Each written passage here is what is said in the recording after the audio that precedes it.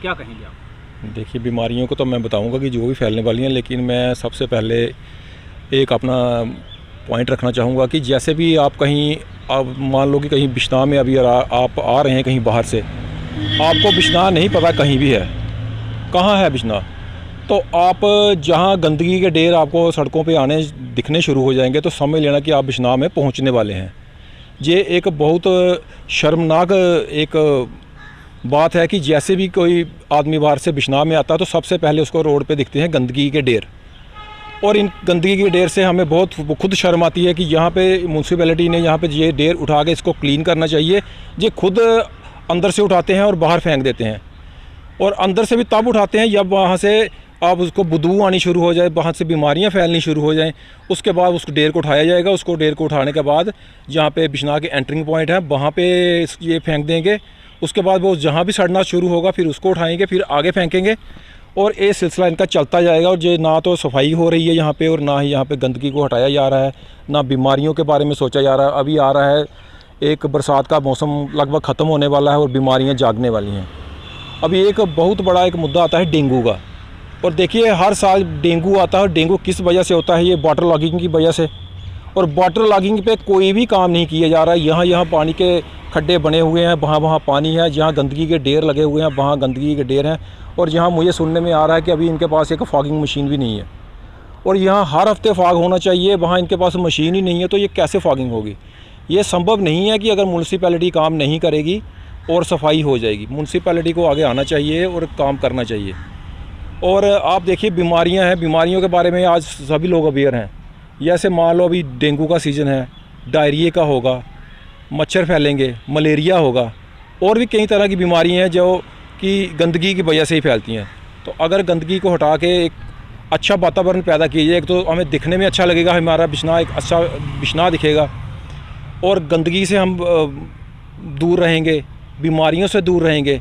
तो म्यूनसिपैलिटी से अपील ही करेंगे हम कि आप आएँ, सफाई करें, और जहां हमारी ज़रूरत पड़े हम भी आपका सहयोग करेंगे। पिछले 6-7 महीनों से यहाँ पर ईओ भी नहीं है, लोग अपनी समस्या लेकर जाते हैं पर वहाँ पर ईओ नहीं मिलता, उस पर क्या कहेंगे थोड़ा? देखिए, मैं इस सिलसिले में पहले भी 2-3 बार म्यूनसिपैलिटी में गया हूँ। ईओ यहाँ पे लगभग 2 साल से नहीं है। रंजीता मैडम आई थी, उसके बाद से लेकर अभी तक एक भी परमानेंट ईओ यहाँ नहीं आया है। जो भी आते हैं टेम्परेरी ईओ आते हैं, जैसे उसके बाद फिर सांगड़ा साहब आए थे, उसके बाद शेषीपाल जी आए थे, फिर तहसीलदार साहब को इंचार्ज दिया गया, फिर अभी बीडीओ मैम को इंचार्ज बनाया गया। इन्होंने इंचार्ज बना के आप ईओ का पोस्ट रखोगे तो वो काम नहीं होंगे। कोई यहाँ पे आंसरेबल नहीं है। हम ऑफिस में जाते हैं, ये नहीं है कि हम ऑफिस में नहीं गए, हम बहुत बार गए, बहुत शिकायतें लेकर गए।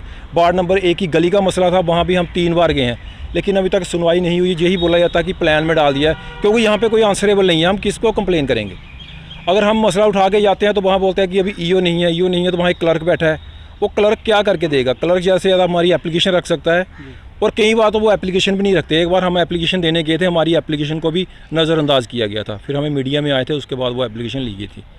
तो सरकार को चाहिए कि ईओ जहाँ जहाँ म्यूनसिपैलिटियाँ वहाँ बहाल करें, और बिश्नाह में भी हो सके तो जल्द से जल्द ईओ को बहाल किया जाए। देखिए, ये हमारी बहुत बड़ी बदनसीबी है। मैं आज से नहीं बार बार यही बात बोल रहा हूँ कि जिस गहरी नींद में ये बिश्नाह म्यूनसिपैलिटी सोई है, इनको जगाने की बहुत ज़रूरत है। इनको कौन से तरीके से जगाया जाए, अब वो तरीका हमें ढूंढना पड़ेगा, क्योंकि मुंह से कह के हम लोग जो हैं वो पूरी तरह थक चुके हैं।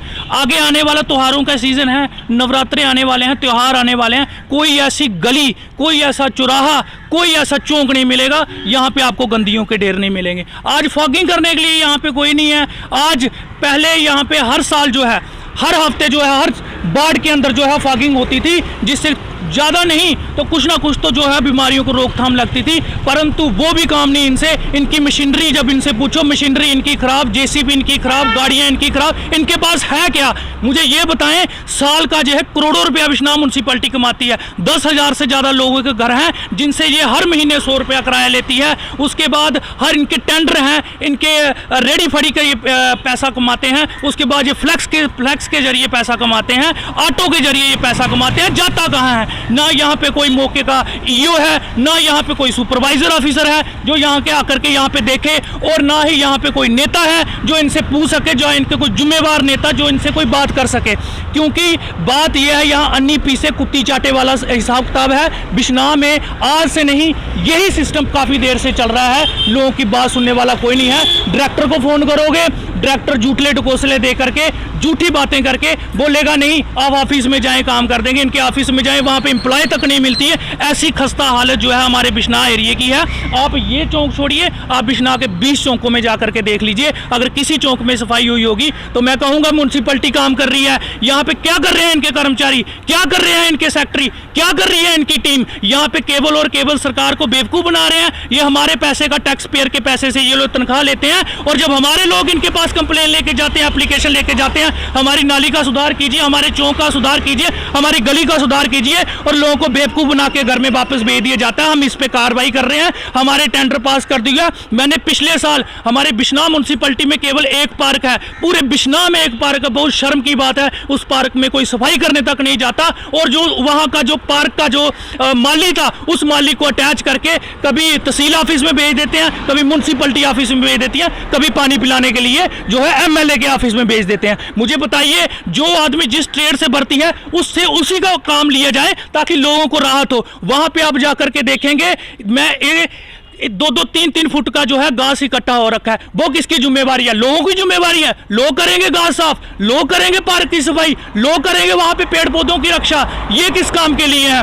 बहुत शर्म आती कि एक लौती पार्क है, यहाँ पे हमारे भाई बहन, छोटे छोटे बच्चे, हमारी माताएं बहनें जो हैं वो वहाँ पे वो सैर करने आती थी, आज वो भी नहीं आती हैं। वहाँ पे क्या करने आएंगी? किस लिए पार्क बनाई है? बंद कर दो ऐसी पार्क को और भेजो ऐसे मुलाजिमों को अपने घर में जो ये अपनी जिम्मेवारियां नहीं समझ सकते हैं। और मैं खास तौर पे डायरेक्टर अर्बन लोकल बॉडी को ये चेतावनी देना चाहता हूं कि बेवकूफ़ बनाना बिश्नाह के लोगों को बंद कीजिए। कभी चार्ज तहसीलदार के पास दिया जाता है, कभी चार्ज आप बीडीओ को पास दे देते हो। बीडीओ अपना काम देखेगी या म्यूनसिपलिटी का काम देखेगी? म्यूनसिपलिटी में थोड़ा काम है, उसको पहले अपना काम नहीं पता चल रहा, म्यूनसिपलिटी का काम वो लोग क्या करेंगे? बहुत हजारों बार इन लोगों को बोल चुके हैं, पर ये लोग बाज नहीं आ रहे, समय नहीं रही है। समय पे यहाँ पे फॉगिंग कीजिए, समय पे यहाँ पे कूड़ा उठाइए, समय पे यहाँ पे गंदगी उठाइए, क्योंकि बीमारियों का सीजन आने वाला है। लोगों के पास इतना पैसा नहीं है। इन सरकारों के दौर में लोग कंगाल कर दिए इन सरकारों ने, जो जाकर के हजारों रुपया दे करके हॉस्पिटलों में अपना इलाज कराएंगे। शर्म आनी चाहिए ऐसे विभाग को जो है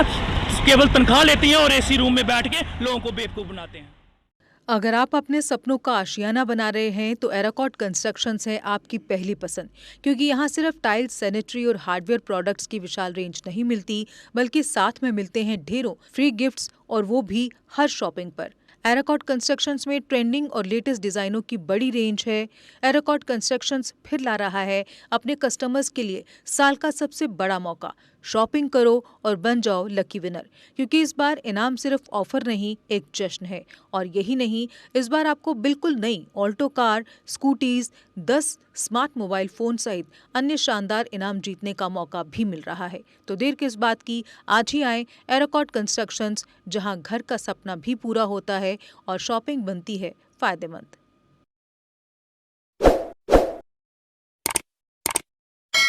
जम्मू कश्मीर की खबरों के लिए जुड़े रहिए JK अपडेट के साथ।